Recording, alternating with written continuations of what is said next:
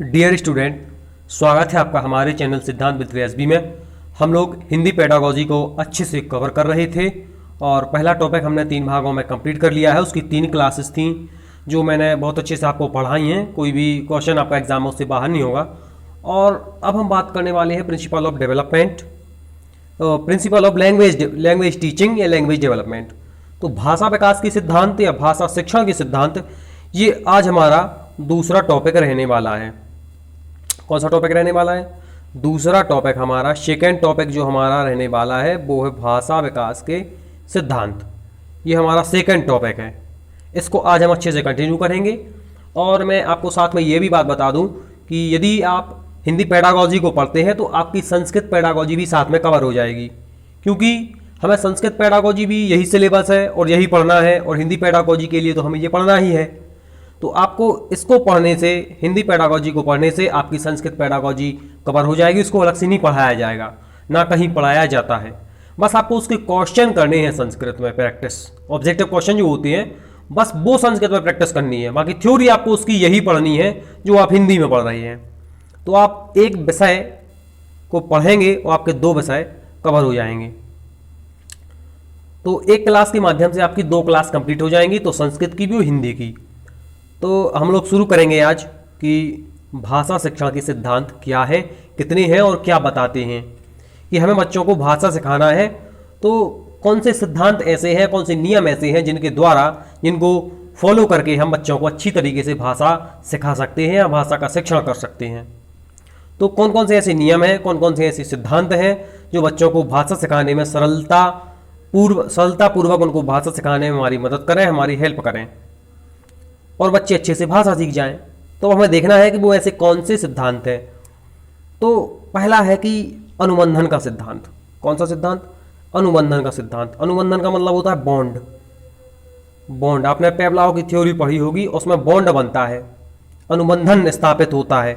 तो भाषा विकास में अनुबंधन या साहचर्य का बहुत योगदान है। साहचर्य और अनुबंधन एक ही चीज़ है लगभग। तो अनुबंधन या साहचर्य का बहुत बड़ा योगदान है भाषा के विकास में, लैंग्वेज के डेवलपमेंट में। तो बेसिकली अनुबंधन क्या है? जैसे आपने एक थ्योरी पढ़ी होगी पेवलाव की, जो उन्होंने एक कुत्ते के ऊपर दी है कि एक घंटी बांध दी जाती है, तब घंटी बजती है तो कुत्ता लार गिराता है, फिर भोजन आता है, ये सारी चीज़ें होती हैं। तो ऐसे ही हमें अनुबंधन स्थापित करना है बच्चे के साथ। हमें बच्चे को भाषा सीखने में मदद करनी है, उसका आत्मविश्वास बढ़ाना है, हमें उसको पुरस्कार भी देना है। यदि बच्चा भाषा सीखता है या भाषा सीखने का प्रयत्न करता है या बड़ी मेहनत करता है तो हमें उसको पुरस्कार भी देना है। हमें उसको पुरस्कार देना, हो सकता है हम पुरस्कार के रूप में उसको टॉफ़ी दें या कोई पेन्स दें या कुछ भी दें, तो हमें उसको पुरस्कार भी देना है ताकि उसका बॉन्ड बन जाए। वो थोड़ी सी अच्छी भाषा बोले और आप उसको पुरस्कार दें, वो फिर थोड़ा सा अच्छा करे, आपको फिर उसको पुरस्कार दें, वो फिर अच्छा करे, आप फिर उसको पुरस्कार दें। आप उसको पुरस्कार के रूप में शाबाशी भी दे सकते हैं कि हाँ तुमने बहुत अच्छा काम किया। तो ये क्या है, इस प्रकार उसका आपके साथ बॉन्ड बन जाएगा और इस बॉन्ड बनने के माध्यम से बच्चे का भाषा का विकास होगा। तो भाषा पढ़ाते समय आपको ये बात ध्यान रखनी है कि बॉन्ड बनाना है, आपको अनुबंधन बनाना है, बंध बनाना है एक प्रकार का। कि जैसे बच्चा थोड़ी सी भाषा सीखता है, आपको कुछ उसको पुरस्कार देना है, उसके बाद फिर थोड़ी सी और अच्छा करता है भाषा में तो फिर आपको एक पुरस्कार देना है, इसके बाद वो और अच्छा करता है तो फिर पुरस्कार देना है, और इस प्रकार उसका बंध बनता जाएगा और वो पुरस्कार पाने के लिए पुरस्कार की लालसा में थोड़ा अच्छा करेगा और ऐसे में वो भाषा सीख जाएगा। तो अनुबंधन का सिद्धांत हमें बताता है कि भाषा विकास में अनुबंधन का या साहचर्य का बहुत योगदान है। तो पहला सिद्धांत हमने कंप्लीट कर लिया। इसके बाद हमारा दूसरा सिद्धांत है अनुकरण का सिद्धांत। कौन सा सिद्धांत? अनुकरण का सिद्धांत। बालक दूसरों को देख के अनुकरण करता है, मतलब उनकी नकल करता है। तो अनुकरण का सिद्धांत क्या कहता है? अनुकरण का सिद्धांत कहता है कि बालक अपने परिवारजनों, साथियों और भाषा का अनुकरण कर बालक अपने परिवारजनों, अपने मित्रों, अपने साथियों, अपने दोस्तों, अपने रिश्तेदारों और अपने पड़ोसियों की भाषा का अनुकरण करके सीखता है। जैसी भाषा जिस समाज में या जिस परिवार में बोली जाती है, बच्चे उसी भाषा को सीखते हैं, क्योंकि जैसी भाषा आपके समाज में बोली जाएगी, परिवार में बोली जाएगी, बच्चा उसी भाषा को सुनेगा और उसका वैसे ही वो नकल करेगा, वैसे ही उसका अनुकरण करेगा। तो बालक अपने परिवारजनों, अपने साथियों की भाषा का अनुकरण करके सीखते हैं। जैसी भाषा जिस समाज या परिवार में बोली जाती है, बच्चे ठीक वैसी ही भाषा सीखते हैं, क्योंकि वो उसी भाषा का अनुकरण करते हैं, उसी भाषा की नकल करते हैं। तो हमें समाज में अच्छी भाषा का प्रयोग करना है। हमें यदि बच्चे को सिखाना है तो परिवार में अच्छी भाषा का प्रयोग करना है और विद्यालय में अच्छी भाषा का प्रयोग करना है। तो फिर बच्चा अनुकरण करेगा और अच्छे तरीके से वो भाषा सीख जाएगा। तो भाषा सिखाने में अनुकरण के सिद्धांत का भी महत्वपूर्ण योगदान है। हमने इसके पहले पढ़ा कि अनुबंधन या बॉन्ड जब बनता है तो वो भी भाषा विकास में मदद करता है और अनुकरण का सिद्धांत भी भाषा विकास में मदद करता है। और अब हम पढ़ेंगे कि अभिप्रेरणा या रुचि का सिद्धांत भाषा विकास में कितनी मदद करता है और अभिप्रेरणा या रुचि का सिद्धांत क्या है। अभिप्रेरणा का मतलब होता है मोटिवेशन, और रुचि का मतलब होता है हमारी किन चीज़ों में रुचि है, हमारी किन चीज़ों की ओर ज़्यादा झुकाव है, वो हमारी रुचि को दर्शाता है। तो भाषा सीखने के दौरान उन्हें लगातार या निरंतर अभिप्रेरित करने की आवश्यकता होती है।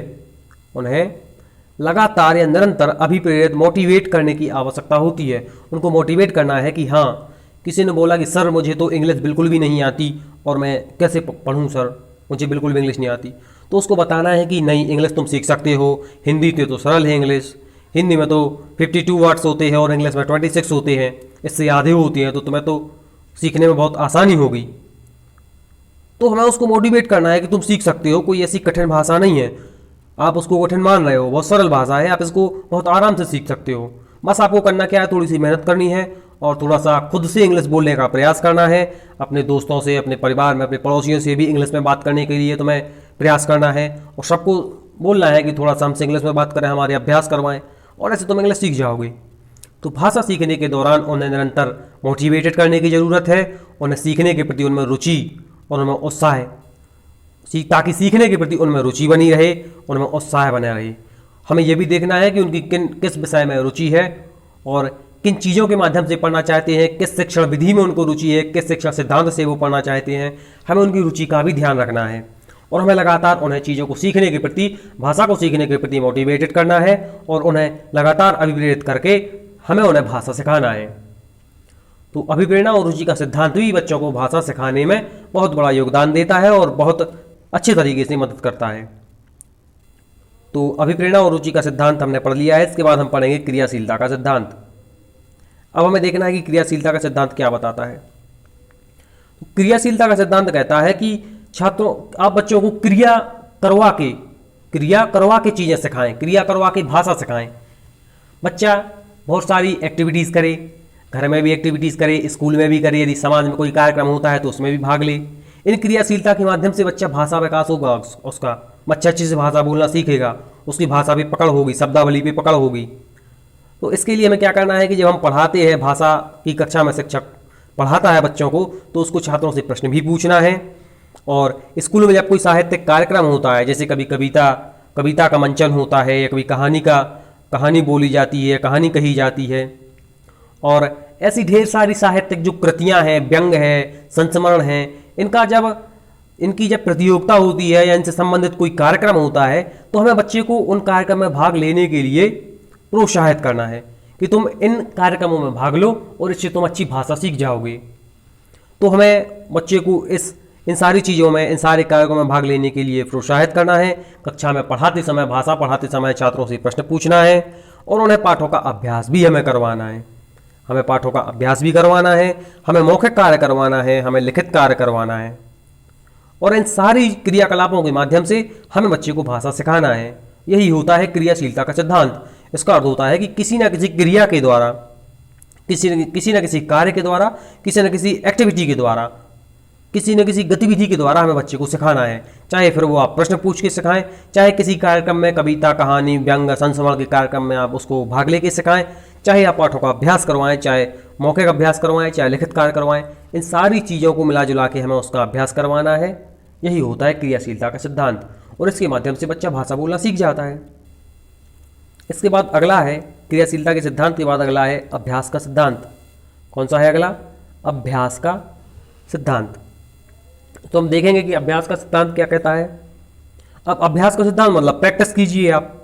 अभ्यास का सिद्धांत बताता है कि जितनी आप प्रैक्टिस करेंगे उतने आप अच्छे हो जाएंगे। किसी भी चीज़ में प्रैक्टिस कीजिए, आप दुनिया की किसी भी चीज़ में आप प्रैक्टिस कीजिए। जितना ज़्यादा अभ्यास करेंगे, यदि खेल कोई आप खेलते हैं और उसमें बहुत ज़्यादा अभ्यास करते हैं तो आप निपुण हो जाएंगे। आप पढ़ाई में बहुत ज़्यादा अभ्यास करते हैं तो आप बहुत होशियार हो जाएंगे। यदि आप लेखन करते हैं और बहुत प्रैक्टिस करते हैं तो आपकी लिखाई बहुत अच्छी हो जाएगी। तो प्रैक्टिस करने को कहा है, प्रैक्टिस का सिद्धांत कहता है थॉर्नडाइक। थॉर्नडाइक कहते हैं कि भाषा एक कौशल है। थॉर्नडाइक क्या बताते हैं कि भाषा एक कौशल है। प्रश्न पूछा जा सकता है कि भाषा क्या है, 4 ऑप्शन रहते हैं, तो हमें लगाना है कि भाषा एक कौशल है, भाषा एक स्किल है। और ये भाषा हमने देखा है कि कोई कोई व्यक्ति 8-10 भाषाएं सीखे रहता है। हिंदी भी सीखी, इंग्लिश भी सीखी, उर्दू सीखी, संस्कृत सीखी, इटालियन सीखी और जापानीज सीखी और बहुत सारी भाषाएं वो सीखे रहता है। तो थॉर्नडाइक ने कहा है कि भाषा एक कौशल है, इसका विकास निरंतर अभ्यास पर ही निर्भर है। जितना आप अभ्यास करेंगे, जितनी आप प्रैक्टिस करेंगे, उतनी अच्छी आप भाषा बोलना सीख जाएंगे, उतनी अच्छी आपकी भाषा पे पकड़ होगी। तो थॉर्नडाइक ने कहा है कि भाषा एक कौशल है और इसका विकास किस में निर्भर है? अभ्यास में निर्भर है। जितना ज़्यादा अभ्यास करोगे उतनी ज़्यादा आप भाषा में निपुण होते जाओगे। अभ्यास के द्वारा विद्यार्थियों के भाषाई कौशलों को निरंतर बेहतर बनाया जाता है। भाषाई कौशल 4 होते हैं जो मैं आपको अगली स्लाइड में बताने वाला हूँ। तो अभ्यास के द्वारा विद्यार्थियों के भाषाई कौशलों को निरंतर बेहतर बनाया जा सकता है। इसलिए एक शिक्षक के लिए आवश्यक है कि वह प्राथमिक कक्षा के विद्यार्थियों को प्राथमिक शिक्षा के विद्यार्थियों को कौन से कार्य दे? लेख आधारित कार्य दे।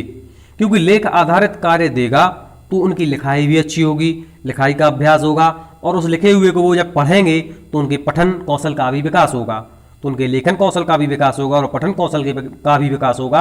लेकिन यदि एग्जाम में पूछा जाए कि प्राथमिक कक्षा के विद्यार्थियों को लेख आधारित कार्य देते हैं तो उनके कौन से कौशल का विकास होता है, तो फिर आपको वहां लगाना है आपको कि उनके लेखन कौशल का विकास होता है। कौन से कौशल का विकास होता है? लेखन कौशल का विकास होता है।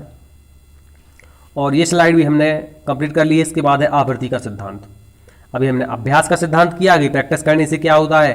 अब हम पढ़ रहे हैं कि रिवीजन करने से क्या होता है। रिवीजन करने से क्या होता है या आवृत्ति या पुनरावृत्ति करने से क्या होता है। तो दुनिया की कोई भी चीज़ हो, आप यदि उसको पुनरावृत्ति करेंगे, उसकी आवृत्ति करेंगे, इसका मतलब उसको बार बार करेंगे। जैसे मैंने ये वीडियो के माध्यम से आपको सेकंड टॉपिक आपको पढ़ा दिया आप कुछ दिनों में, लेकिन यदि रिवीजन नहीं करेंगे तो इसको भूल जाएंगे। लेकिन आप बार बार इसका रिवीजन कीजिए, कम से कम 4 से 5 बार इसका रिवीजन कीजिए, 5 से 6 बार कीजिए। हो सकता है आप इसकी PDF से रिवीजन करें, हो सकता है वीडियो की स्पीड बढ़ा के रिवीजन करें, लेकिन रिवीजन आपको जरूर करना है, आवृत्ति आपको जरूर करनी है। क्योंकि यदि आवृत्ति नहीं करेंगे तो आप सारी चीज़ें भूल जाएंगे। और यदि 5 से 6 बार आप रिवीजन कर लें तो फिर आप इसको हमेशा के लिए आपके दिमाग में ये स्थायी हो जाएगी। तो आवृत्ति के सिद्धांत का ये महत्व है। तो भाषा को सिखाते समय हमें बच्चे को आवृत्ति भी करवाना है चीज़ों की। किसी चीज़ को एक बार पढ़ा दिया तो उसका हमें बार बार उसको रिवीजन भी करवाना है, ताकि वो भाषा अच्छे से उसके दिमाग में बैठ सके, स्थायी हो सके और वह अच्छे तरीके से भाषा सीख सके। तो आपको भी यदि अपना एग्जाम क्लियर करना है तो रिवीजन पे आपको बहुत ज़्यादा ध्यान देना होगा। आपको ये नहीं करना होगा कि एक बार आपने वीडियो देख ली अब दोबारा नहीं देख रहे, दोबारा स्पीड बढ़ा के देख लो, 1.25 की स्पीड कर लो, 1.50 की स्पीड कर लो, लेकिन दोबारा भी देखना है। हो सकता है 1 हफ्ते में देखो, दोबारा 10 दिन में दोबारा देखो, लेकिन 4 से 5 बार आपको देखना है। इससे क्या होगा, आपका अच्छा रिवीजन हो जाएगा और चीज़ें सारी आपको याद हो जाएंगी और एक भी प्रश्न आपसे एग्जाम में ऐसा होगा नहीं कि आपसे बने ना।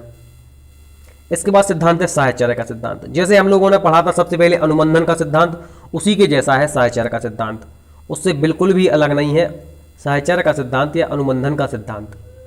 तो बच्चा माँ को माँ या मम्मी कहने के साथ पहचानना तभी सीखेगा जब माँ के उच्चारण के साथ उसको स्वयं माँ को दिखाया जाए और पिताजी या पापा के उच्चारण के साथ उसको स्वयं पिता को दिखाया जाए। तो बच्चा माँ या मम्मी कहने के साथ पहचानना तभी सीखेगा जब माँ के उच्चारण के साथ स्वयं माँ को प्रकट किया जाए और पिताजी के उच्चारण के साथ ही स्वयं पिताजी को भी प्रकट किया जाए। इससे क्या होता है कि जैसे छोटा बच्चा है, उसने बोला माँ, तब माँ शब्द को वो कब सीखेगा, जब आपने बोला माँ और सामने उसकी माँ हो तो वो समझ जाएगा कि ये माँ है। आपने बोला पिताजी और सामने उसको पिताजी दिखा दिए जाए और बोलो देखो ये बेटा ये तुम्हारे पिताजी हैं, तो वो समझ जाएगा कि ये पिताजी होते हैं। जैसे आपने भगवान की उसको मूर्ति दिखाई और बोला देखो ये भगवान जी हैं, तो वो समझ जाएगा, उसका साहचर्य स्थापित हो जाएगा, उसका बॉन्ड स्थापित हो जाएगा कि ये भगवान होते हैं। जैसे आपने उसको एक गाय की तस्वीर दिखाई और बोला ये गाय है, और फिर बच्चे ने कभी गाय देखी, पहले आपने गाय का तस्वीर दिखाया और बताया बच्चे को देखो ये गाय है, तो बच्चे ने साहचर्य स्थापित कर लिया कि देखो गाय ऐसी होती है, उसके 4 पैर होते हैं, ऐसा मुंह होता है, ऐसा ये होता है, ऐसा होता है। उसने गाय को अब देख लिया और अगली बार फिर आपने उसको गाय का पोस्टर ना दिखा के, गाय की तस्वीर ना दिखा के साक्षात आपने गाय दिखा दी, तो फिर वो बच्चा कहता है कि पिताजी ये गाय है। तो इससे क्या होता है कि साहचर्य जब बच्चा स्थापित कर लेता है तो भाषा को अच्छे से सीखता है, शब्दों को अच्छे से सीखता है, खासतौर पर छोटा बालक। तो हमें बच्चे का भाषा के साथ साहचर्य भी स्थापित करवाना है कि जिस शब्द को हम बता रहे हैं या तो आप उस वस्तु को स्वयं प्रकट करें, या वो स्वयं वस्तु ना प्रकट हो पाए तो आप पोस्टर को प्रकट करें या आप उसकी तस्वीर को प्रकट करें, या जैसे भी हो आपको साहचर्य स्थापित करवाना है। और आज तो इंटरनेट की मदद है, इसकी मदद से आप कोई भी तस्वीर डाउनलोड कर सकते हैं और बच्चे को दिखा सकते हैं। तो उसका उन चीज़ों के साथ साहचर्य स्थापित हो जाएगा और अच्छे तरीके से उसका भाषा का विकास होगा और अच्छे तरीके से वह भाषा बोलना सीख जाएगा। इसके बाद है अनुपात और क्रम का सिद्धांत। कौन सा है? अनुपात और क्रम का सिद्धांत। कि अनुपात का आपने टॉपिक पढ़ा होगा, अनुपात का आपने टॉपिक पढ़ा होगा कि जैसे हम चाय बनाते हैं, चाय का उदाहरण मैं लेता हूँ अनुपात के लिए। जैसे हम चाय बनाते हैं तो एक निश्चित अनुपात में हमें उसमें सारी चीज़ें मिलानी पड़ती हैं। हमें एक निश्चित अनुपात में पानी मिलाना पड़ता है, एक निश्चित अनुपात में चाय पत्ती, शक्कर, अदरक वगैरह हमें एक निश्चित अनुपात में मिलाने पड़ते हैं, एक निश्चित मात्रा में मिलाने पड़ते हैं। ऐसा नहीं होगा कि हम उसमें शक्कर डालते जा रहे हैं, या ऐसा भी नहीं होगा कि हम उसमें सिर्फ पत्ती डालते जा रहे हैं, या ऐसा भी नहीं होगा कि सिर्फ हमने पानी डाल दिया, ना दूध डाला, ना पत्ती डाली, ना शक्कर डाली। हमें उन सभी का एक निश्चित अनुपात बनाना पड़ता है कि थोड़ी सी शक्कर, थोड़ी सी पत्ती, थोड़ी सा पानी और बहुत सारा दूध, हमें एक निश्चित अनुपात बढ़ाना पड़ता है। यही होता है अनुपात। अब हम आगे इसको पढ़ेंगे कि भाषा शिक्षण का मूल उद्देश्य भाषा कौशलों में छात्रों को निपुण करना है। आप कहेंगे कि सर भाषा कौशल क्या है और कितने होते हैं? तो भाषा शिक्षा का उद्देश्य क्या है कि भाषा कौशल में छात्रों को निपुणता प्राप्त करवाना। भाषा कौशल मुख्य रूप से 4 प्रकार के होते हैं। कौन कौन से होते हैं? भाषा कौशल मुख्य रूप से 4 प्रकार के होते हैं। 4 प्रकार के भाषा कौशल कौन कौन से होते हैं आपको पता है? एक होता है सुनना, जिसको श्रवण कहते हैं। एक होता है बोलना, जिसको वाचन कहते हैं। एक होता है पढ़ना, जिसको पठन कहते हैं। एक होता है लिखना, जिसको लेखन कहते हैं। तो ये बड़े सिंपल है, हमारे दैनिक जीवन से संबंधित भी है। हम चीज़ें सुनते भी हैं, हम चीज़ें बोलते भी हैं, हम किताब को पढ़ते भी हैं और हम उसमें से चीज़ों को लिखते भी हैं। तो भाषा कौशल मुख्य रूप से 4 प्रकार के होते हैं: सुनना, बोलना, पढ़ना और लिखना। ये सभी भाषा कौशल आपस में परस्पर अंतः संबंधित होते हैं, एक दूसरे से जुड़े हुए होते हैं। एक दूसरे से क्या होते हैं? जुड़े हुए होते हैं। जब हम किसी वस्तु को पकड़ते हैं अपने हाथों से तो हमारी सारी उंगलियां अंतः संबंधित हो जाती हैं। तो ये ऐसे एक कौशल है, जब हम भाषा पे निपुणता प्राप्त करते हैं तो इन 4 चीज़ों का अच्छे से विकास होना जरूरी है। आपके सुनने का भी, आपके बोलने का भी, आपके पढ़ने और लिखने का भी। तो ये सभी कौशल आपस में एक दूसरे से जुड़े हुए हैं। इन सभी कौशलों का समुचित ज्ञान आपको होना आवश्यक है। अतः इन सभी कौशलों का आपको समुचित ज्ञान होना आवश्यक है। यदि किसी एक भी भाषा कौशल, सुनना, बोलना, पढ़ना कौशल, ये 4 भाषा कौशल हैं, यदि एक भी भाषा कौशल के प्रयोग में आप निपुण हैं और अन्य के प्रयोग में आप असमर्थ हैं, तो इससे शिक्षा की असफलता ही माना जाएगा कि आपका शिक्षण अच्छे से नहीं हुआ है, आपने चीज़ें अच्छे से नहीं सीखी हैं और शिक्षक आपको अच्छे से प्रशिक्षण नहीं दे पाया है। तो आपको चारों में निपुणता प्राप्त करनी है। सुनने में भी आप बहुत अच्छे श्रोता बने, चीज़ों को सुन के आप बहुत अच्छे श्रोता बने। आप चीज़ों को बोलें तो बहुत अच्छे वक्ता बने। आप बहुत अच्छे से चीज़ों को पढ़ें और बहुत अच्छे से चीज़ों को लिखें, एक अच्छे राइटर भी बने। तो सुनना, बोलना, पढ़ना, लिखना, इन 4 चीज़ों को हमें अच्छे से अपने अंदर विकसित करना है। इनके बच्चों का इन 4 चीज़ों का विकास करना है, उनको इन 4 चीज़ों में निपुण करना है, क्योंकि इन 4 चीज़ों में निपुणता प्राप्त करने के बाद ही वह अच्छी तरह से भाषा सीख पाएगा और फिर उसका दैनिक जीवन में प्रयोग कर पाएगा। तो लगभग हमने सारी चीज़ें अच्छे से कंप्लीट कर ली हैं और हमने लगभग 7 से 8 सिद्धांत पढ़ लिए हैं। इसके बाद एक और क्लास होगी जिसमें कुछ और सिद्धांत रह गए, उनको पढ़ाया जाएगा। तो हम एक बार रिवीजन कर लेते हैं, हमने क्या क्या पढ़ा है। हमने पढ़ा है कि अनुबंधन का सिद्धांत क्या है, बॉन्ड बनता है जिसमें, इसमें हमने पढ़ा कि दूसरा पढ़ा हमने अनुकरण का सिद्धांत क्या है, बच्चा नकल करके सीखता है, अपने परिवारजनों की, साथियों की और समाज में रिश्तेदारों से सीखता है। इसके बाद हमने सीखा कि अभिप्रेरणा या रुचि का सिद्धांत, हमें भाषा सिखाते समय बच्चे की रुचि का ध्यान रखना है, उसको मोटिवेट भी करना है चीज़ों को सीखने के लिए, भाषा को सीखने के लिए। इसके बाद हमें क्रियाशीलता का सिद्धांत पढ़ा कि बच्चों को क्रियाशील रखना है, कि भाई प्रश्न पूछ के, साहित्यिक कार्यों में भाग लेके और अभ्यास करा के। तो हमें उसको क्रियाशील भी रखना है, इसके माध्यम से सिखाना है, हमें उसको अभ्यास भी कराना है, अभ्यास के माध्यम से सिखाना है, हमें उसको रिवीजन करवा के सिखाना है कि बार बार चीज़ों का रिवीजन करो जिससे चीज़ें तुम्हारे दिमाग में स्थायी हो जाएं। इसके बाद हमें साहचर्य स्थापित करना है, चीज़ों के साथ बॉन्ड बनाना है। माँ कहने पर माँ को दिखाया जाए, गाय कहने पर गाय का पोस्टर दिखाया जाए या गाय को स्वयं दिखाया जाए, ऐसा हमें साहचर्य स्थापित करना है क्योंकि छोटा बच्चा है, उसको हमें भाषा सिखाना है। अनुपात और क्रम का सिद्धांत, हमें सभी चीज़ों का एक बराबर अनुपात रखना है, एक निश्चित अनुपात रखना है और उस माध्यम से हमें उसको भाषा बोलना सिखाना है। इसकी PDF मैं इस नंबर पे सेंड करता हूँ। यदि आप इस ग्रुप से ना जुड़े हों तो इस ग्रुप से जुड़ जाएं। ये टेलीग्राम ग्रुप नहीं है, ये व्हाट्सएप पे ग्रुप है। और कुछ भी आपको पूछना हो तो कृपया कमेंट करें। किसी भी सब्जेक्ट से संबंधित जानकारी चाहिए हो, किसी भी प्रकार का गाइडेंस चाहिए हो तो आप हमारे कमेंट बॉक्स में कमेंट कर सकते हैं। सबकी कमेंट का आंसर दिया जाता है, आप देख भी सकते हैं, मैंने सबके कमेंट का आंसर दिया है। तो ये हमारे वीडियो का एंड है और मिलते हैं हम अपने अगले वीडियो में।